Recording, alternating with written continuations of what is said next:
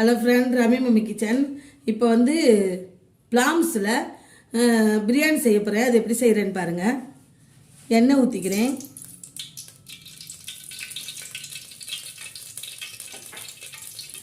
எண்ணெய் ஊற்றி எண்ணெய் காஞ்சிருச்சு. கொஞ்சோண்டு இலை, கொஞ்சம் பட்டை, 4 கிராம்பு, ஏலக்காய் போட்டிருக்கேன்.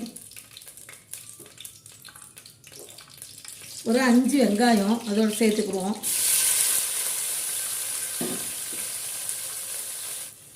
பாருங்கள், வெங்காயம் வதங்கிருச்சு. வெங்காயம் வதக்கணும். ஒரு 4 தக்காளி, 5 பச்சை மிளகா அதோடு சேர்த்துக்குருவோம்.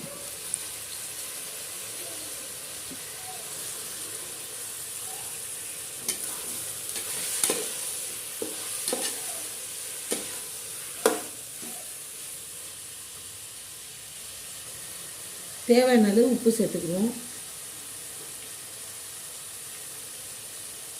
உப்பு சேர்த்து இதை மூடி வச்சுக்குவோம். அப்போ தான் இந்த தக்காளி இதெல்லாம் வதங்கும். இதை பாருங்கள், மூடி வச்சதை எடுத்துட்டு அதோட புதினா தழை, கொத்தமல்லி தழை சேர்த்துக்குவோம்.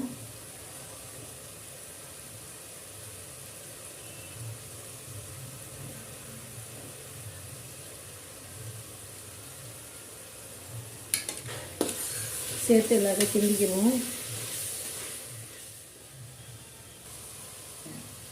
புதினா தழை போட்டு வதங்கிக்கிட்டு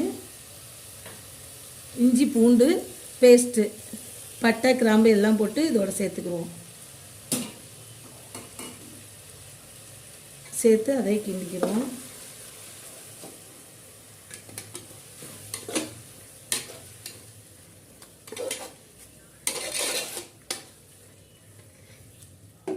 தயிர் சேர்த்துக்குருவோம். இதோட வேக வச்ச பிளாம்ஸு இதோட சேர்த்துக்குருவோம். பிரியாணிக்கு தயிர், வேக வச்ச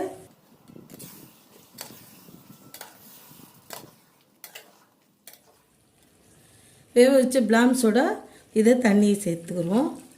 தண்ணி ரொம்ப சேர்க்க வேணாம், கொஞ்சமாக சேர்த்துக்குருவோம். பிரியாணிக்கு தாளிச்சுட்ருக்கேன். இங்கே பாருங்கள், பிளாம்ஸ் பிரியாணி தாளிச்சுட்ருக்கேன். இங்கே பாருங்கள் எப்படி இருக்குன்னு. இதோட நம்ம அரிசியை சேர்த்துக்குருவோம். பிரியாணி அரிசி ஊற வச்சு இது பண்ணி இதோட நம்ம அரிசியை சேர்த்துக்குருவோம். பிளாம்ஸ் பிரியாணி அரிசி போட்டு கிண்டி விட்டுருக்கேன். எப்படி இருக்குன்னு பாருங்கள். இது தம்மில் போட்டுருவோம்.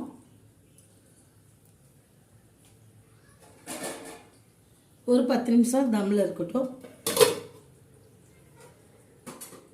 பாருங்கள், அரிசி போட்டு கொதிச்சிட்ருக்கையில்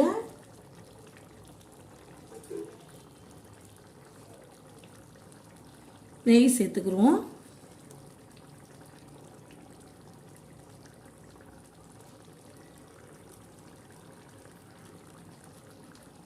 நெய் சேர்த்து ஒரு கிண்டு.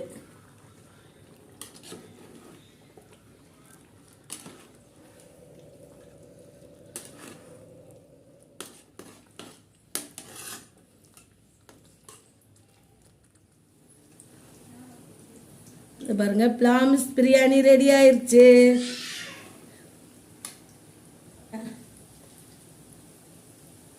ரவி மம்மி சேனலுக்கு லைக் பண்ணுங்க.